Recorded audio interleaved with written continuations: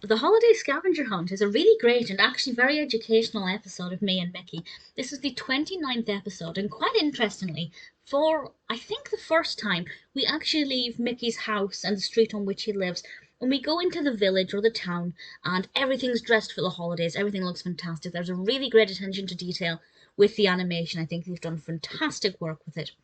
And Mickey then invites the viewer to identify, I think, four different things themed around holidays. And with each of them, he gives a brief explanation. So we have Hanukkah, and the viewer has to try and find a dreidel.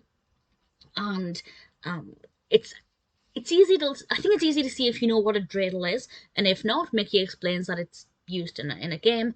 Then there's a Christmas tree and candy canes, and then he gives a brief description of Kwanzaa, and we have to look for the Kinara, which is the seven candlestick holder. That's my very appalling description of it.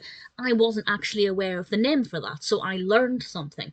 This is a fantastic way to engage young viewers, to get them interacting with the video, looking for things on the screen, trying to identify things. And sure, maybe the first time they watch it, they don't know what a dreidel is or a Kinara. I also don't know if I'm pronouncing that correctly. I think that's how Mickey pronounced it. Um, but the more they watch it, as children and, of course, adults learn through repetition, they'll be able to recognize the name and place it with the image. That's obviously fantastic. Sure, it doesn't go into too much detail about what Kwanzaa or Hanukkah is, or even Christmas for that matter, but it encourages children to start thinking about these other holidays, even if they don't celebrate them. So it's very educational, really good fun, interactive, beautifully animated.